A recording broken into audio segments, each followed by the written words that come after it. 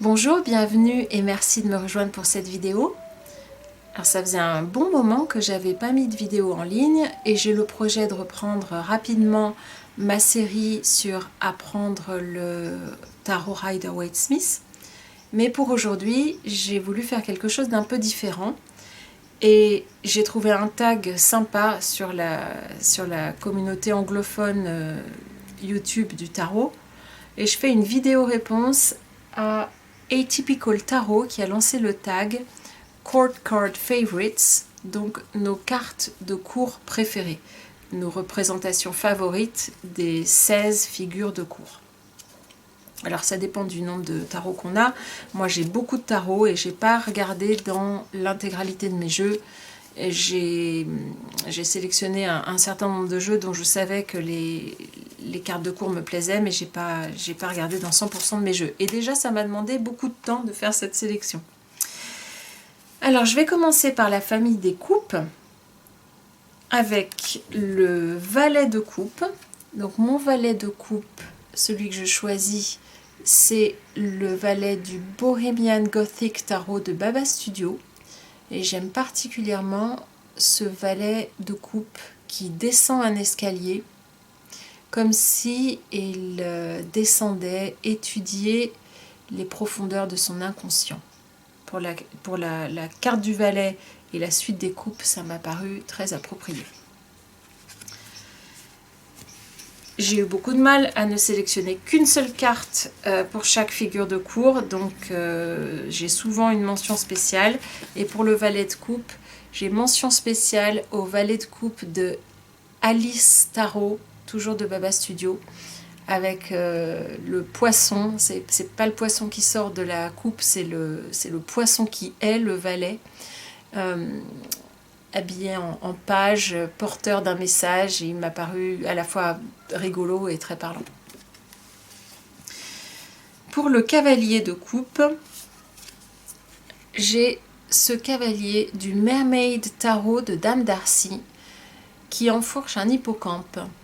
Et l'hippocampe, c'est un animal marin qui est cher à mon cœur parce que mon grand-père, qui était peintre à ses heures perdues, a fait plusieurs tableaux dans lesquels il y a des hippocampes, donc c'est un souvenir d'enfance d'une part, et aussi parce que l'hippocampe c'est un animal qui reste en couple et qui reste en famille. C'est un animal où le mâle hippocampe s'occupe de la femelle et s'occupe des petits, protège le nid familial. Il y a une loyauté dans les sentiments qui est frappante et qui va très bien pour la suite des coupes, je trouve. Mention spéciale à ce très beau cavalier de coupe qui chevauche un cygne. Et c'est le Stellas Tarot, c'est le cavalier de coupe du Stellas Tarot. Et enfin, mention spéciale à ce cavalier de coupe du Tarot of the Absurd, qui représente pour moi plutôt une des faces sombres du cavalier de coupe, de la carte du cavalier de coupe, puisqu'on a un cavalier on a l'impression qu'il perd un peu la tête et son cheval part un peu dans tous les sens. Et ça peut être un des aspects négatifs du cavalier de coupe, c'est d'être un peu désordonné, de s'emballer pour tout et pour rien, de partir dans tous les sens et d'être cœur d'artichaut et de tout commencer sans jamais rien finir. Donc celui-ci m'a paru représenter cet aspect de la carte. Notre reine de coupe, alors la reine de coupe, ma favorite, je l'ai prise dans le Victorian Romantic Tarot de Baba Studio. Magnifique reine de coupe, rêveuse, belle, entourée de tous ses attributs. Elle est artiste, musicienne. Il y a Eros endormi à ses pieds. Elle a le regard perdu dans le vague. Très belle reine de coupe. Et puis, mention spéciale à la reine de coupe de Robert Place pour son Vampire Tarot, parce qu'il a choisi Pamela Colman Smith elle-même pour représenter sa reine des potions, sa reine de coupe. Et voilà, pour cette raison, j'aime vraiment beaucoup cette carte. Pour le roi de coupe, j'ai le Shaman of Cups du Mother Peace Tarot, donc le roi des potions. En magie, la suite des coupes est souvent reliée aux potions et à l'alchimie. Donc le Shaman of Cups devant son chaudron, ça me paraît être une belle représentation. Et puis mention spéciale, j'aurais peut-être même dû le mettre en premier cette carte-là, parce que vraiment je l'aime beaucoup. Mention spéciale du roi de coupe de Tarot of the Absurd. L'artiste a représenté le dieu Oannes,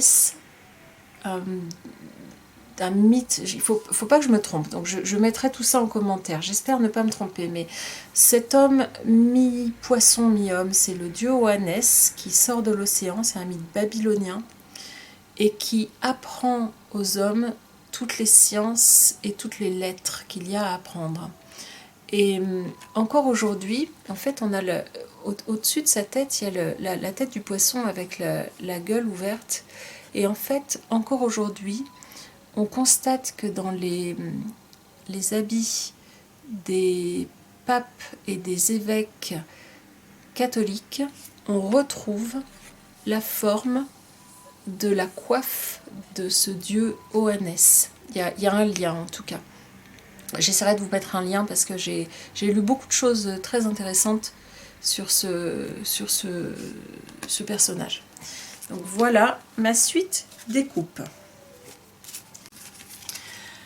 On passe maintenant à la suite des pentacles. Et pour le valet de pentacles, j'ai deux cartes ex aequo. C'est le valet de pentacles du Vanessa Tarot de Linir Narciso et le valet de pentacle du tarot des druides, du Druidcraft Tarot de Will Worthington. Et je les ai choisis pour la même raison tous les deux, c'est qu'on a une représentation dans les deux cartes d'un valet qui étudie la matière. Donc ici, il étudie son pentacle, et ici, il étudie, je ne sais pas si on voit bien, il étudie avec une loupe le petit lapin, le lapin qu'on retrouve ensuite dans la carte de la Dame de Pentacle, donc qui est emblématique de la suite. Et bon, le valet, l'étudiant, celui qui étudie sa suite, les deux représentations me plaisent vraiment beaucoup. Mention spéciale au valet de Pentacle du 8 Coins Tarot, 8 Coins Tattoo Tarot. Et là, dans cette carte, c'est la montre, la représentation de la montre qui me plaît particulièrement, parce qu'il y a une dimension temps, espace-temps, qui est très importante, pour moi en tout cas, dans la suite des pentacles, dans toutes les suites. Toutes les suites ont leur rapport au temps particulier, mais dans la suite des pentacles, on a le rapport matériel au temps, et la représentation de la montre me paraît tout à fait appropriée. Pour le cavalier de coupe, j'ai le cavalier de coupe du Tarot of Prague de Baba Studio. Et j'aime particulièrement ce cavalier et également ce deuxième cavalier de pentacle. J'ai dit cavalier de coupe tout à l'heure, c'est cavalier de pentacle. J'aime ce cavalier de pentacle du Tarot of Prague et celui-ci du Saki Saki Tarot, parce que tous deux sont sur une monture qui n'avance pas, qui est immobile. Et on retrouve le rapport au temps.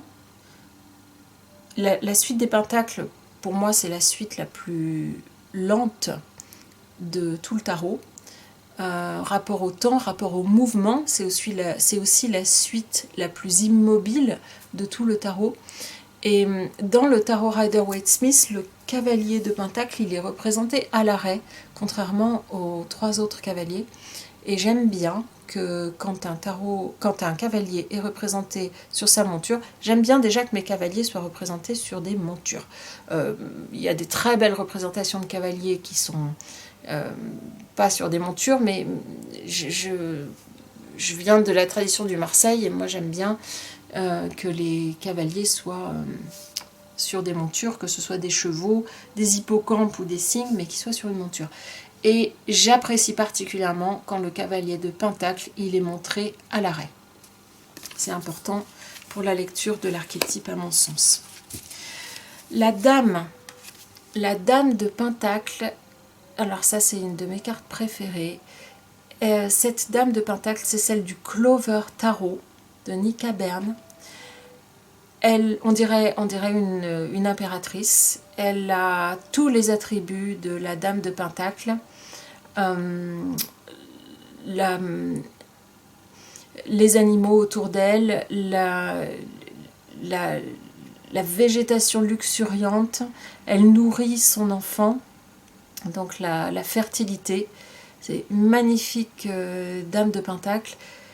La dame de Pentacle, en général, c'est une carte qui est très chère à mon cœur parce que si je devais m'identifier à une des cartes de cour, ça serait probablement à la dame de Pentacle. Je m'identifie aussi dans une moindre mesure au cavalier de coupe, mais en particulier à la dame de Pentacle. Donc la dame de Pentacle, c'est toujours une carte que je regarde avec attention dans un jeu, et celle du Clover Tarot, je la trouve absolument magnifique. Mention spéciale à la dame de Pentacle du Baroque Bohemian Cat Tarot de Baba Studio. Elle est sereine, il y a son petit à côté d'elle, donc c'est une mère, c'est une très belle, une femme coquette qui est dans l'opulence, calme et sereine, elle représente tout à fait le bonheur familial. Mention spéciale aussi, j'ai beaucoup de cartes de Dame de Pentacle parce que c'est vraiment l'archétype qui me plaît dans les figures de cour. Donc mention spéciale à cette Dame de Pentacle du... comment il s'appelle ce tarot? Le Steampunk Tarot de Barbara Moore, pardon, j'ai eu un petit trou de mémoire. Donc la Dame de Pentacle du Steampunk Tarot, parce qu'elle représente l'aspect de cette Dame de Pentacle très sensuelle, belle et séductrice. Encore une Dame de Pentacle, celle du Fantastique Ménagerie de Baba Studio. On a une Dame de Pentacle qui est à la fois la mère, qui nourrit ses enfants, la mère nourricière, et qui est aussi une très belle femme, séductrice et coquette, puisqu'elle est très soignée dans sa tenue, et elle réunit ces deux aspects de l'archétype. Et enfin, j'ai pas pu résister à mettre également la Dame de Pentacle du Mythical Creature Tarot de Baba Studio. Cette dame arbre de vie qui a à la fois des racines et un feuillage luxuriant et des fleurs de toute beauté. Je pense que le Mythical Creature Tarot, c'est peut-être le tarot que je trouve le plus beau de toute ma collection. Voilà, pas mal de Dames de Pentacle. Pour le Roi de Pentacle, je vais essayer de faire plus court. Donc le Roi de Pentacle que j'ai choisi, c'est celui du Steampunk Tarot de Barbara Moore. Il est représenté debout dans son intérieur, donc en contrôle de son territoire, de sa maison. On voit qu'il vit dans l'opulence, qu'il ne manque de rien. Il a du feu qui brûle dans la cheminée. Il est dans un intérieur peut-être pas forcément luxueux, mais en tout cas très confortable. Et il domine, il contrôle tout ça. Et j'ai également sélectionné le Roi de Pentacle du Fantastique Ménagerie Tarot de Baba Studio parce qu'il représente un des aspects négatifs de l'archétype du Roi de Pentacle. Je trouve qu'il le représente vraiment très bien, puisque de l'opulence, on est tombé dans la paresse, et ça peut être un des aspects négatifs de l'archétype. se laisser aller à la paresse dans le luxe et la facilité matérielle, le plaisir matériel. Voilà, donc très belle carte pour la face ombre de l'archétype. Ça, c'était pour la suite des pentacles. La suite des bâtons. J'ai trois petits valets de bâtons que j'aime particulièrement. Le valet de bâton du Tarot of the Absurd, l'enfant joyeux, terrible, qui fait plein de bêtises, mais qui est tellement plein de vie et d'énergie. C'est un des aspects du valet de bâton. Cet enfant ou cet adolescent qui fait beaucoup de bêtises et qui fait des dégâts sur son passage, mais qui est tellement plein de vie et d'énergie positive qu'il est extrêmement attachant aussi. Le petit valet de bâton du Anna Kay Tarot, qui est curieux et qui regarde par-dessus le mur ce qu'il va pouvoir découvrir et apprendre de nouveau. Et j'aime aussi celui du Victorian Romantic Tarot de Baba Studio. On a un petit valet de bâton qui est tout beau, tout bien habillé, très content de lui, qui se fait admirer. Cet aspect un petit peu content de lui et qui apprécie qu'on le regarde et qui un peu frimeur du valet de bâton qui le rend aussi très attachant. Cavalier de bâton, j'ai le cavalier de bâton du Saki Saki Tarot avec un cavalier de bâton qui part un peu dans tous les sens. L'archétype du cavalier plein de feu et de fougue qui peut parfois agir sans réfléchir ou du moins agir avant de réfléchir, mais qui est emporté par son enthousiasme. J'aime bien ce cavalier-là. Alors la dame de bâton, autant la dame de pentacle, c'est potentiellement une des figures de cour à laquelle je pourrais m'identifier. Autant la dame de bâton, je sais pas celle à laquelle je m'identifie, mais c'est celle à laquelle j'aimerais vraiment ressembler. Je la trouve magnifique et pleine de vie, la reine de bâton. Et cette version de la reine de bâton du Mermaid Tarot de Dame Darcy, où elle est hyper sûre d'elle, coquette, séductrice, prête à jouer de son potentiel de séduction et de son sex appeal sans aucun complexe. Elle me paraît être vraiment une super belle reine de bâton. Et puis on a le chat traditionnel de la reine de bâton qui est présent aussi dans la carte. Une reine de bâton magnifique, ce dragon du Mythical Creature Tarot de Baba Studio. Alors, irrésistiblement belle cette carte, je trouve, et voilà, je n'ai pas pu résister à la mettre dans ma sélection de reines de bâton.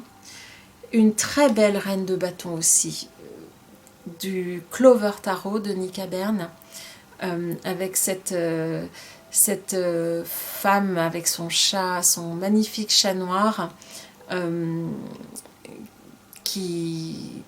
on sent qu'elle domine les forces terrestres et occultes de la même façon, qu'elle connaît son pouvoir et qu'elle n'a pas peur de s'en servir. Et enfin, dernière représentation de la reine de bâton, c'est celle du Tarot of the Absurd, où plutôt que d'être assise sur son trône, elle a un pied posé sur son trône. J'aime la position de cette reine de bâton. Elle ne se contente pas de s'asseoir, elle est active et culottée. Et il y a aussi son compagnon, le chat, qui est là avec elle. Pour le roi de bâton, j'ai le roi de bâton du Fantastique Ménagerie Tarot de Baba Studio. Je pense que c'est le roi de bâton que je préfère. Donc c'est un lion. Dans beaucoup de jeux où les personnages de course sont représentés par des animaux, j'ai remarqué qu'il y avait souvent un lion pour le roi de bâton. Alors pas toujours, hein, mais je l'ai remarqué dans plusieurs jeux. Et je pense notamment à un autre jeu, le Lightseer Starro, où le lion n'est pas lui-même le roi, mais le roi de bâton est accompagné d'un lion dans la carte. Donc ce lion, le roi des animaux, il est tout à fait à sa place dans la suite de l'élément feu. Et ici, on a un lion qui est sûr de lui, complètement en domination et en contrôle de tout, avec tout à fait confiance en lui, confiance en sa supériorité. C'est pas l'humilité qui l'étouffe visiblement, et il trouve ça absolument normal que les autres se prosternent devant lui. Je trouve que c'est une très bonne représentation du roi de bâton. Et puis un petit peu plus traditionnel, cette carte du Spolia Tarot, le roi de bâton assis sur son trône. J'aime beaucoup cette carte parce qu'il est assis sur son trône, il y a carrément un incendie derrière lui, mais comme c'est son élément et qu'il contrôle son élément, il est tout à fait en confiance et cet incendie, il le domine. Donc voilà pour la suite de bâtons. Et maintenant, la suite des épées avec un valet d'épée du Stellas Tarot. Il y a une dimension d'équilibre et de mouvement dans la suite des épées qui me paraît vraiment emblématique de la suite, et donc ce valet en équilibre sur un pied, je trouve qu'il représente bien le valet de la suite des épées, et puis tout ce bleu. Traditionnellement, on représente très souvent la suite de coupe avec du bleu, mais je trouve que le bleu va aussi très bien à la suite des épées pour l'élément air. Donc j'aime bien cette carte pour cette raison. Pour le cavalier d'épée, j'ai choisi le cavalier du Mermaid Tarot de Dame Darcy. Donc là, notre cavalier, dans ce Mermaid Tarot, tous les personnages sont... Enfin, c'est le tarot des sirènes, et tout a à voir avec la mer. Donc on est dans la suite des épées, l'élément air, mais on a un homme sirène qui chevauche un requin. C'est tout à fait dans le thème du jeu, hein. Cependant, pour la suite air et pour la suite épée, je trouve particulièrement bien indiqué le fait qu'il chevauche un requin. Ça donne une vitesse, une dimension de rapidité, de précision et d'agressivité à l'archétype que je trouve tout à fait adapté au cavalier d'épée. Pour la même raison, ce cavalier d'épée du Vanessa Tarot de Linir Narciso. Donc dans le Vanessa Tarot, tous les personnages sont des femmes, absolument tous, y compris les rois, enfin tous les personnages sont des femmes. Et là, penché en avant sur sa moto avec une dimension de vitesse et très sûr de lui, avec une part d'agressivité aussi dans le mouvement. J'aime beaucoup ce cavalier d'épée. La reine d'épée. Alors, j'ai choisi la reine d'épée du Bohemian Gothic Tarot de Baba Studio, et je crois que c'est Karen Mahoney elle-même, donc l'une des créatrices de ce jeu, qui a dit de cette reine d'épée: on ne sait pas exactement quel âge elle a. On a l'impression de voir une jeune femme, mais quand on regarde plus attentivement son visage et son regard, on peut penser qu'elle est beaucoup plus vieille que ce dont elle a l'air. Elle peut avoir 25 ans, 250 ans ou 2500 ans. Et je la trouve très belle, cette reine d'épée. Elle a un livre, donc les épées, c'est la suite de l'intellect, donc le livre est tout à fait adapté. J'ai précisément choisi je ne sais pas si vous voyez la tranche est argentée. Donc ça, c'est la deuxième édition du Bohemian Gothic. Et j'ai précisément choisi la deuxième édition pour cette reine d'épée parce que dans cette seconde édition, il y a un petit détail. On peut voir qu'il y a une petite canine qui pointe au coin de la lèvre de cette reine d'épée. C'est tellement discret qu'on se demande si on le voit vraiment ou si on ne le voit pas. Mais c'est un détail qui n'est pas sur la première édition. Donc j'ai choisi la deuxième édition parce qu'on peut penser que peut-être cette reine est un vampire. Mais on n'en est pas sûr. On n'est pas tout à fait sûr de ce qu'on voit. C'est tout comme l'âge qu'elle peut avoir et ce qu'on lit dans ses yeux, on n'est pas sûr de... On n'est pas tout à fait sûr de ce qu'on voit. Elle est très mystérieuse. Une autre reine d'épée que j'aime, c'est celle du Victorian Romantic Tarot. On a une reine d'épée très sûre d'elle, très belle aussi, qui n'a peur de rien, moins coquette que les autres reines qu'on a vues jusque-là. Elle est belle, elle le sait, et elle n'a pas besoin d'en faire des tonnes, et en tout cas elle a peur de rien, elle part à l'aventure. Maintenant, le roi d'épée. Donc mon roi d'épée, c'est le roi d'épée de Anna Kay Tarot. J'aime beaucoup cette carte parce que le fait qu'il joue aux échecs et qu'il domine le plateau d'échecs, c'est vraiment une représentation pile poil du roi qui est en contrôle de l'élément de sa suite. Et là, on est sur l'élément R, l'intellect. Donc, je trouve la représentation particulièrement réussie. Également, le roi d'épée du Fantastique Ménagerie Tarot. Je trouve cet aigle royal, donc l'aigle pour l'élément R. Et puis, il est inquiétant. On sent son pouvoir et son... Je ne veux pas dire sa férocité, mais sa puissance et sa force à cet aigle royal.